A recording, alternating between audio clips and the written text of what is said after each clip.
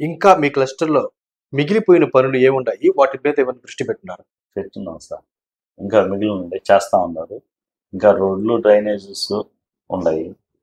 అవి కూడా అవి కూడా అంటే మనం ఇప్పటికి దాదాపు రాష్ట్రంలోనే మనం హైయెస్ట్ కార్పొరేషన్ బడ్జెట్ ఉంది సార్. నెల్లూరు పనులు జరిగింది ఇంతవరకు ఎక్కడ జరగదు. 100 కోట్లు ఏం జరిగింది. అది వాటిలో మీ క్లస్టర్లోనే దగ్గరగా 14-15 కోట్ల దగ్గర ఇంకా కూడా ప్రణాళికలు వేస్తూ ముందుకెళ్తూ ఉంటాం. అవును సార్. Okay sir. అట్లాంటిది రాష్ట్రం మొత్తం మీద మనకే జరిగిన తర్వాత ఇంకా ఫండింగ్ అనేది రావాలి కదా. అన్ని జిల్లాలు ఉంటాయి కదా, జరుగుతా ఉంది. సో త్వరలో కార్పొరేషన్ ఎన్నికలు జరిగే అవకాశం కూడా ఉంది త్వరలో. ఎలా ప్రిపేర్ అవుతున్నారు మీరు? లేదు సార్, మామూలుగా మనం జనాలతో పని చేసుకుంటాం. ప్రజల స్పందన ఎలా ఉంది? స్పందన బాగానే ఉంది సార్. ఇప్పుడు కార్పొరేషన్ ఎలక్షన్ వచ్చినా, పంచాయతీ ఎలక్షన్ వచ్చినా రాబోయే రోజుల్లో మటుకు టీడీపీగా పట్టం కడతారు సార్. ఏంటి కారణం? మీ కాన్ఫిడెన్స్ ఏంటి సార్? ఇప్పుడు తల్లి దీవెని తీసుకోండి, ఇంట్లో ఎంతమంది ఉన్నా అంతమంది డబ్బులు వేశారు. ఆర్టీసీ బస్సు తీసుకోండి, జనాలు పబ్లిసిటీ రకరకాలు చెప్పొచ్చు కానీ ఇప్పుడు నాకు తెలిసి ఎంప్లాయీస్ చాలా మంది పోయేవాళ్ళు ఉన్నారు సార్. వాళ్ళు ఆటోను ఎక్కిపోతున్నారు. ఇప్పుడు అది పని బస్సు ఎక్కి వెళ్ళిపోతున్నారు. ఏమంటే దాదాపు వాళ్ళు 10,000 రూపాయలు మిగులుతుందంట ఒక నెలకి. ఇది ఇంచుమించుగా కొంతమంది కాలేజీ పిల్లకాయలు, ఆడపిల్లకాయలు ఇప్పుడు ఆటోలు ఎక్కి పోయి ఆ బండ్లు తిరగబడి ఇంకా మనం చూస్తా ఉన్నాం. ఆటోలు ఒక్కొక్క ఆటోలు 10 మంది పైన 12 మంది ఎక్కుతున్నారు. అది ఆటోలు మనం తప్పు పట్టుంటాం. ఏంటంటే ఆ టైంకి వాళ్ళు పోవాలని చెప్పి పిల్లకాయలు కూడా అందరూ ఎక్కియడం, అది ఆటో వాళ్ళకి కూడా ఇబ్బంది లేకుండా చేస్తాను అంటున్నారు. అది మొత్తానికి ఆ స్కూల్ కి వెళ్ళేటువంటి వాళ్ళకి ఉపయోగపడుతుంది, స్టూడెంట్లకు ఉపయోగపడుతుంది, లేడీస్ కి. ఇప్పుడు ముఖ్యంగా సార్, ఇప్పుడు మనం మగపిల్లకాయలు చదువుకొని ఉద్యోగాలు చేసే చాలా మంది ఏంటంటే వాళ్ళు ఇంకా పనికి ఆల్టర్నేట్ గా పోతున్నారు. కానీ ఆడపిల్లల్ని చదివిచ్చేదానికి జనాలు కొంతమంది వెనకాడే వాళ్ళకి కూడా చాలా వరకు ఇది కూడా ఉపయోగపడుతుంది అనేది. లాంగ్ పంపించాలంటే బస్సు ఎవరు పెడతారంటారు. ఒక మొత్తానికి తల్లికి వందనానికి ఎంతమంది బిడ్డలు చదువుకుంటే అంతమందికి ఇవ్వటం ఒకటైతే, రెండోది ఉచిత బస్సు బాగా ప్రజల్లోకి వెళ్ళింది అంటారు. ఇంకా ఏ ప్రభుత్వం బాగా చేస్తుంది? పెన్షన్లు పెంచి ఇచ్చారు కదా. ఇప్పుడు లేటెస్ట్ సార్ వికలాంగుల పెన్షన్ అని చెప్తున్నారు. అది కూడా ఏంటంటే దాదాపు ఈ మధ్య పెన్షన్లు డూప్లికేట్ సర్టిఫికేట్ తెచ్చారు. వాళ్ళ వరకు ఆపుతున్నాం అన్నారే కానీ పాత పెన్షన్లు ఎవరు ఆపలేదు కదా సార్. ఇప్పుడు మొన్న ఈ నెల 1వ తేదీ అందరు ఇచ్చారు. అంటే పర్సంటేజ్ ఏంటంటే కాలు చేయి బాగుండి అంతా బాగుంటే వరకు సర్టిఫికేట్, కొంతమంది డూప్లికేట్ సర్టిఫికేట్ తెచ్చుకొని వాళ్ళు ఎవరున్నారు వాళ్ళ వరకు వెరిఫికేషన్ చేస్తున్నారు. కానీ సర్టిఫికేట్లు తీసుకొని బాగలేని వాళ్ళు ఖచ్చితంగా పెన్షన్ అయితే ఇస్తున్నారు సార్. అది బయట పబ్లిష్ చేశారంటే వికలాంగ పెన్షన్ తీసేస్తున్నారు, వికలాంగ పెన్షన్ చేస్తున్నారు.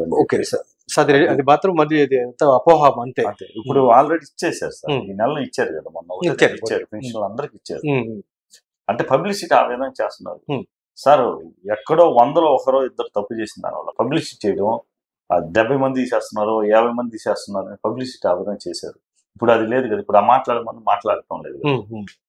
సో మొత్తానికి సంక్షేమం విషయానికి వస్తే గడిచిన వైసీపీ కన్నా కానీ ప్రస్తుత కూటమి ప్రభుత్వం బాగా సంక్షేమాన్ని అందిస్తుంది ప్రజలకు అంటారు. అలాగే డెవలప్మెంట్ కూడా ప్రజలు బాగా జరుగుతుంది. వీటి వల్లే రానున్నటువంటి స్థానిక సంస్థల ఎన్నికల్లో కూటమి పార్టీకి ప్రజలు పట్టం కడతారంట. ఖచ్చితంగా సార్. ఎందుకంటే ఇప్పుడు సపోజ్ మీకు చెప్తున్న వాటిలో అన్నా క్యాంటీన్ కూడా తీసుకోండి. అన్నా క్యాంటీన్ ఎక్కడెక్కడ ఉన్నాయి. అన్నా క్యాంటీన్లో 5 రూపాయలకి టిఫిన్లు పెడుతున్నారు, భోజనం. కానీ ఇప్పుడు భార్య భర్తలు కూడా పని చేసుకుని వాళ్ళు ఇద్దరు పని వాళ్ళకి అంటే ఉదయాన్నే ఇప్పుడు టైంకి వెళ్ళిపోతున్నారు. ఇద్దరు ఉదయాన్నే చీకటితో లేచి వండుకొని ఒక క్యారేజ్ పట్టుకోపోయేది పనికి.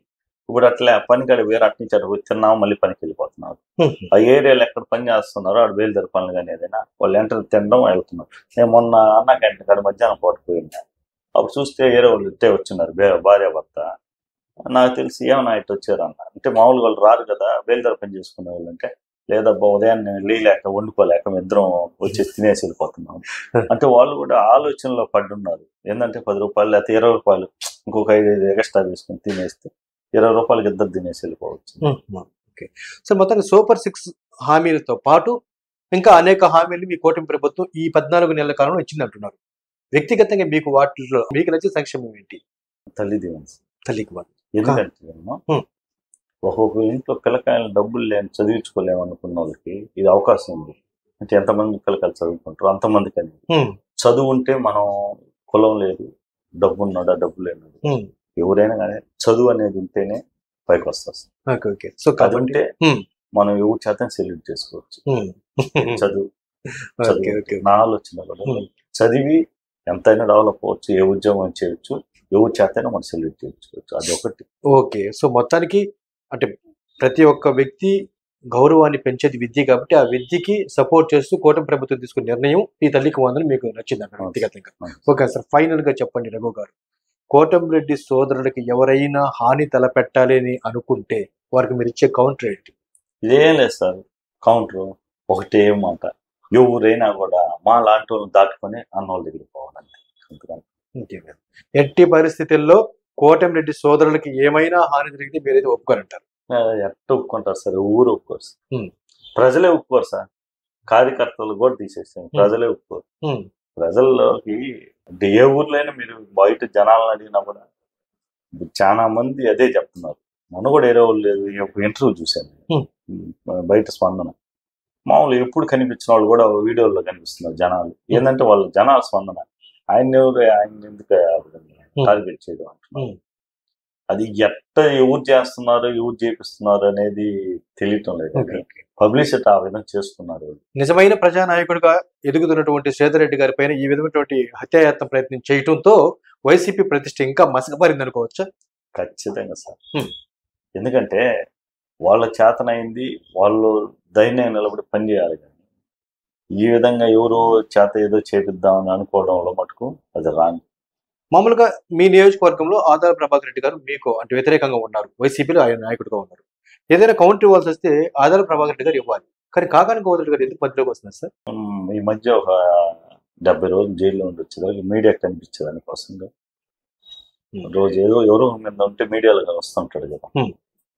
ఓకే ఓకే, ఇదే కారణం. ఏదో ఒక దానికి మాట్లాడుతుండొచ్చు, కనిపిస్తుండొచ్చు. అది అంటే కోటమిరెడ్డి సోదరుల్ని అంటే కాపాడుకునే విషయంలో నియోజకవర్గ ప్రజలకి మీరేమని పిలిపిస్తారు?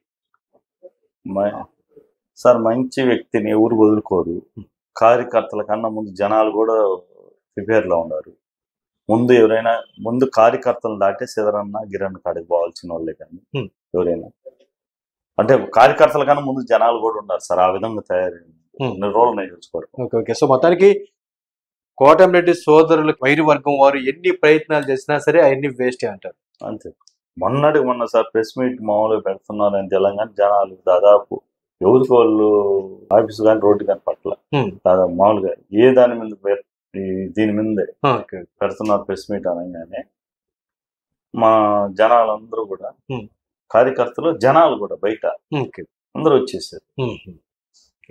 సో ఏది ఏమైనప్పటికీ మీ మద్దతు అలాగే మీ లక్ష్యం కోటమిరెడ్డి సోదరుల యొక్క అభ్యున్నతి అంటారు.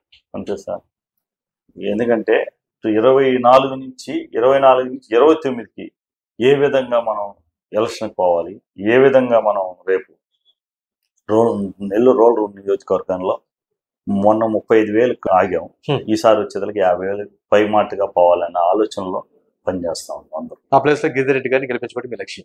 గిరిధర్ రెడ్డి గారిని ఖచ్చితంగా 50,000 మీదైతే గెలిపించుకుంటాం sir. Thank you very much sir. ఆ దిశగా మీరు ముందుకు వెళ్ళాలని, మీరు అనుకున్న లక్ష్యం నెరవేరాలని, రానున్న ఎన్నికల్లో కోటమిరెడ్డి సోదరులకు మరింత మంచి జరగాలని చెప్పి మన ఛానల్ తరఫున మనసారి కోరుకుంటున్నారు. All the best.